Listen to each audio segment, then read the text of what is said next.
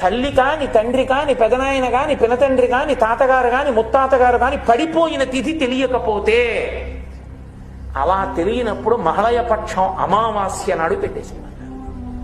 అందుకే దానికి మహళయ అమావాస్య అని పేరు.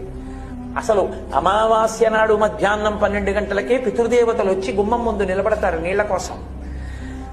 మహళయ అమావాస్య నాడు ఎవరి పేరు మీకు తెలియకపోయినా, మా తాతగారు ఎప్పుడు పడిపోయారో నాకు తెలియకపోయినా, ముత్తాతగారు ఎప్పుడు పడిపోయారో నాకు తెలియకపోయినా, నేను ఒక్కసారి మా పెద్దలందరినీ స్మరించి అమావాస్య నాడు స్వయం పాకం ఇచ్చాననుకోండి, అమావాస్య నాడు ద్రవ్యం ఇచ్చాననుకోండి, అమావాస్య నాడు ఉదకధార విడిచిపెట్టాననుకోండి, విడిచిపెడితే అది బంధువులందరికీ చెందుతుంది.